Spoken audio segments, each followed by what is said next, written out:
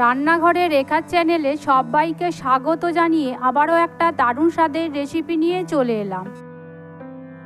বন্ধুরা, তোমরা ডিমের অনেক ধরনের তো রেসিপি খেয়েছো, আর এই রেসিপিটা গরম ভাতের সাথে খেতে কিন্তু দুর্দান্ত লাগে, রুটি পরোটার সাথে খেতেও দারুণ লাগবে।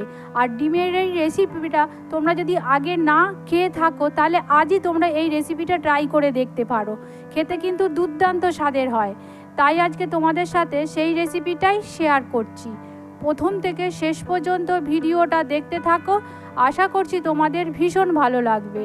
তো চলো বন্ধুরা, আর বেশি দেরি না করে রেসিপিটা শুরু করা যাক। এই রেসিপিটা বানানোর জন্য আমি এখানে নিয়ে নিলাম একটা বাটি, আর সেই বাটির মধ্যে এখানে আমি 4টে ডিমকে ফাটিয়ে ঢেলে নেব।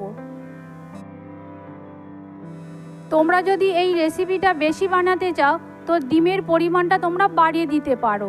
তো দেখো, ঠিক এইভাবে আমি একে একে করে 4টে ডিম এই বাটির মধ্যে ফাটিয়ে নিয়ে নিলাম।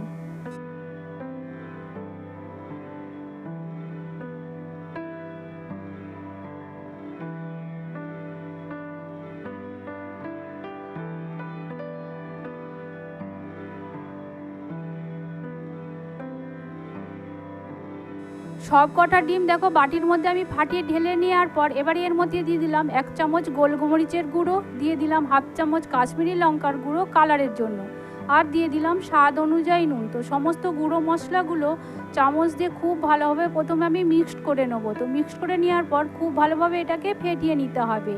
আর এটা বেশি সময় ধরে ফেটিয়ে নিলে কি হয়, যখন আমি এই ডিমের অমলেটটা রেডি করব তখন ডিমের অমলেটটা একদম খুব ফোলা ফোলা হবে। তো দেখো, এইভাবে আমি সমস্ত উপকরণ খুব ভালোভাবে ডিমের সাথে ফেটিয়ে নিলাম।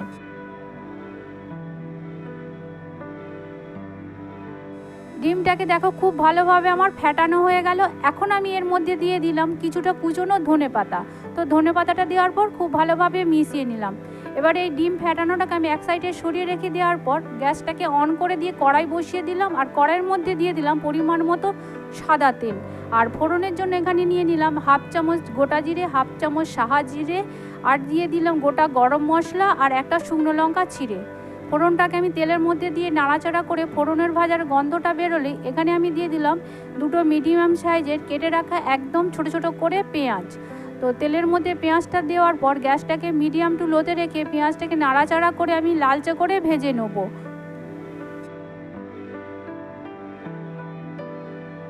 পেঁয়াজটা কিছুক্ষণ নাড়াচাড়া করে ভেজে নেওয়ার পর এখন আমি এর মধ্যে দিয়ে দিলাম 2 থেকে 3টে কাঁচা লঙ্কাকে ফালি করে পেঁয়াজের মধ্যে দিয়ে দিলাম। তো কাঁচা লঙ্কাটা দেওয়ার পর পেঁয়াজের সাথে ভালোভাবে মিশিয়ে নিয়ে নাড়াচাড়া করে পেঁয়াজটাকে একদম লালচে করে আমি ভেজে নেব। তো দেখো, পেঁয়াজটা আমার একদম লালচে করে ভাজা হয়ে গেছে। তো এবারে এর মধ্যে আমি দিয়ে দিলাম একটা বড় সাইজের কেটে রাখা টমেটোটাকেও নাড়াচাড়া করে নরম করে আমি ভেজে নেব।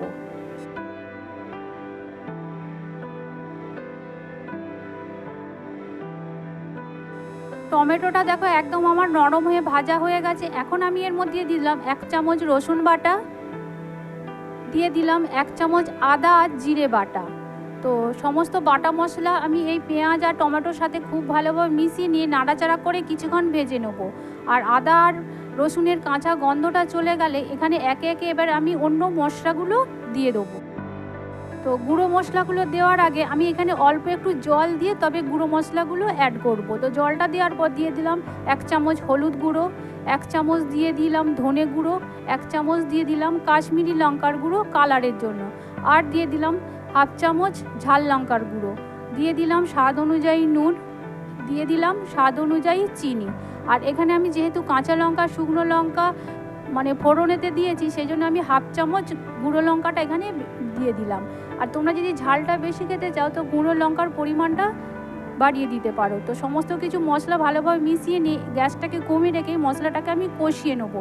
তো দেখো, মশলাটাকে আমি 2 থেকে 3 মিনিট কষিয়ে নেওয়ার পর মশলার কালার চেঞ্জ হয়ে যাওয়ার পর আর তেল ছেড়ে যাওয়ার পর এখানে আমি দিয়ে দিলাম একটা বড় সাইজের আগে থেকে আলুকে সেদ্ধ করে রেখেছিলাম, সেইটা দিয়ে দিলাম। আর দিয়ে দিলাম 1 বাটি পেঁয়াজকে দেখো এরকম পেঁয়াজের পাপড়িগুলো এরকম আমি ছাড়িয়ে ছাড়িয়ে নিয়েছিলাম, সেই রকম বড় বড় করে কেটে রাখা পেঁয়াজের পাপড়িগুলো ওই মশলার সাথে দিয়ে দিলাম। তো আলু আর পেঁয়াজের পাপড়িগুলো মশলার সাথে খুব ভালো করে বেশিক্ষণ সময় ধরে এটাকে কষিয়ে নিতে হবে। তো দেখো, খুব ভালোভাবে এটাকে আমি কষিয়ে নেওয়ার পর এখন আমি এর মধ্যে দিয়ে দিলাম 2 বাটি গরম জল। তো জলটা দিয়ে খুব ভালোভাবে আমি মশলাটাকে মিশিয়ে নিলাম। তো এটা ততক্ষণে ফুটতে থাক। আর এদিকে একটা আমি প্যান বসিয়ে দিলাম ডিমটা ভাজার জন্য। তো প্যানের মধ্যে দিয়ে দিলাম পরিমাণ মতো সাদা তেল। তেলটাকে খুব ভালোভাবে গরম করে নেওয়ার পর এবারে যে ডিমটাকে আমি আগে থেকে ফেটিয়ে রেখেছিলাম সেই সমস্ত ফেটানো ডিমটা আমি প্যানের মধ্যে ঢেলে দিলাম। প্যানের মধ্যে ডিমটা দেওয়ার পর এবার আমি ঢাকনা দিয়ে ঢেকে ডিমটাকে ভেজে নেব। তো ঢাকনা দিয়ে ঢেকে 2 থেকে 3 মিনিট আমি ভেজে নেওয়ার পর ঢাকনাটা খুলে আমি দেখে নেবো। দেখো ওপরটা খুব সুন্দরভাবে শক্তও হয়ে গেছে। তো এবারে আমি ওপরটা যাতে খুব ভালোভাবে ভাজা হয় সেই জন্য আমি উল্টে দিলাম। তো এই রকমভাবে ডিমটাকে আমি উল্টে পাল্টে ভেজে নেব। তো দেখো ডিমটা একদম খুব ভালোভাবে আমার উল্টে পাল্টে ভাজা হয়ে গেছে। তো এবারে আমি খুন্তির সাহায্যে ডিমটাকে এরকম প্রথমে লম্বা লম্বা শেপ করে কেটে নেবো।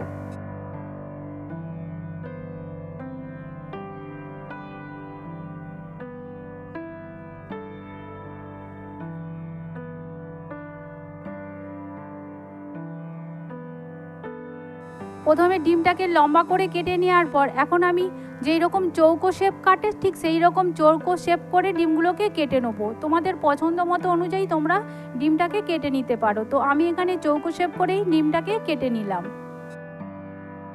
সমস্ত ডিমের অমলেটটাকে দেখো চৌকো শেপ করে আমি কেটে নিলাম। এখন আমি ওই চৌকো শেপের আকারের ডিমের অমলেটটাকে নাড়াচাড়া করে আরও কিছুক্ষণ আমি ভেজে নেবো।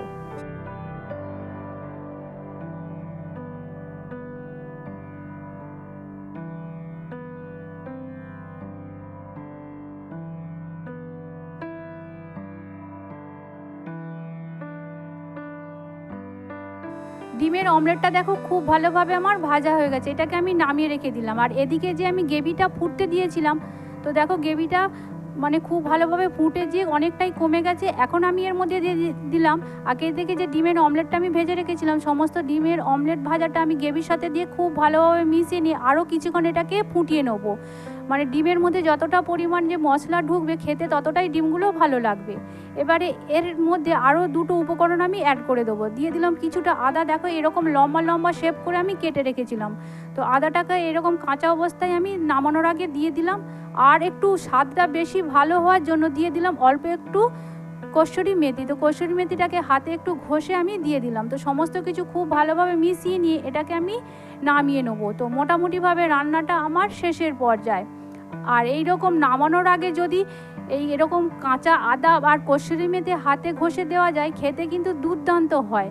আর তোমরা একবার এইভাবে বানিয়ে খেয়ে দেখো, খেতে কিন্তু দারুণ হয়। তো দেখো মোটামুটি গ্রেভির সাথে আমি ডিমের অমলেটটাকে আমি ফুটিয়ে নিলাম। এখন আমি গ্যাসটাকে অফ করে দিয়ে একটা পাত্র নিয়ে নিলাম আর সেই পাত্রের মধ্যে আমি পরিবেশন করে নিলাম। আর এইভাবেই তৈরি হয়ে গেল ডিমের একটা অসাধারণ রেসিপি। আর এই ডিমের রেসিপিটা আগে যদি তোমরা না খেয়ে থাকো তাহলে আজই তোমরা ট্রাই করতে পারো। খেতে কিন্তু দুর্দান্ত স্বাদের হয়। ভাত, রুটি, পরোটা বা যে কোনো জিনিসের সাথে খেতে কিন্তু দারুণ লাগে। ডিমের এই অসাধারণ রেসিপিটা তোমাদের যদি ভালো লেগে থাকে প্লিজ তোমরা একটা লাইক করে দিও, শেয়ার করে দিও, কমেন্ট করে জানিও। কমেন্ট করে জানালে কি হয়, নতুন নতুন ভিডিও করার আগ্রহ বাড়ে। যারা এখনও পর্যন্ত আমার চ্যানেলটিকে সাবস্ক্রাইব করোনি প্লিজ তারা আমার চ্যানেলটিকে তোমরা সাবস্ক্রাইব করে দিও। আর তোমরা ভালো থেকো, সুস্থ থেকো। ধন্যবাদ।